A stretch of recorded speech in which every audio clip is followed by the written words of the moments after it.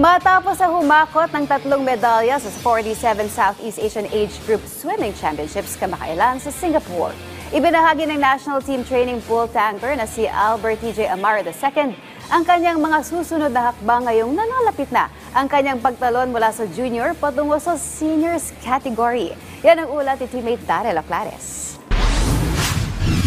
Sa kanyang una at huling pagsabak sa Southeast Asian Age Group Swimming Championship sa Singapore nitong nakaraang linggo, pinangunahan ng National Training Pool swimmer na si Albert TJ Amaro II ang medal haul ng Pilipinas. Wagi si Amaro ng gold medal para sa 50-meter butterfly, silver medal para sa 100-meter freestyle at bronze medal para sa 100-meter butterfly. Ayon sa binansagang Mighty TJ, nasiyahan siya sa ipinakita niyang performance sa CH Group dahil bukod sa mga nasungkit niyang medalya, nakapagtala rin siya ng kanyang mga personal best record time.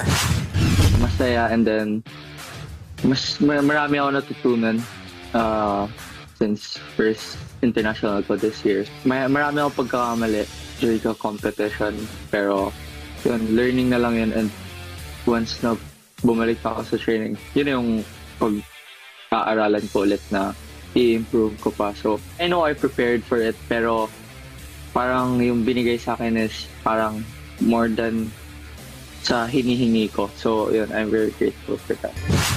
Matapos ang kanyang naging matagumpay na kampanya sa CH Group, posibleng tuldukan ni Amaro ang kanyang junior swimming career sa paglahok sa World Aquatics Junior Swimming Championships 2025 na gaganapin sa Romania mula August 19 hanggang 24. Kaso nga lang, maaaring kasabay nito ang tryouts ng Philippine Aquatics Inc. para sa magiging lineup ng Philippine team sa 33rd Southeast Asian Games ngayong Disyembre sa Thailand.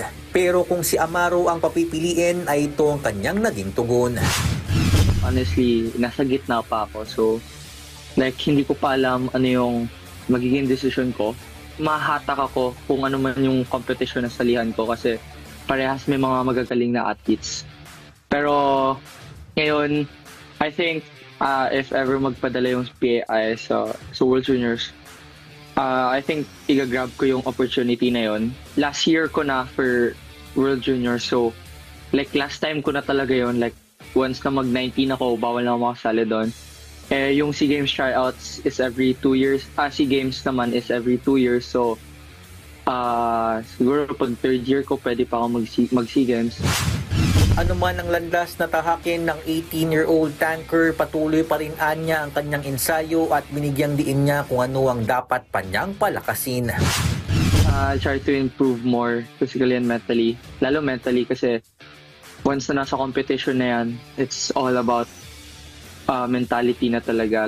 Palakasan ng mentality kasi parehas yung kalaban mo, parehas yung pinaghirapan physically. So magtatalo-talo na lang sa mentally. Bukod naman sa kanyang national team duties, nakatakda na ring lumangoy si Amaro sa UAAP matapos ang kanyang impresibong karera sa San Beda Red Lions sa NCAA. Darrell Oclares para sa Atletang Pilipino para sa Bagong Pilipinas.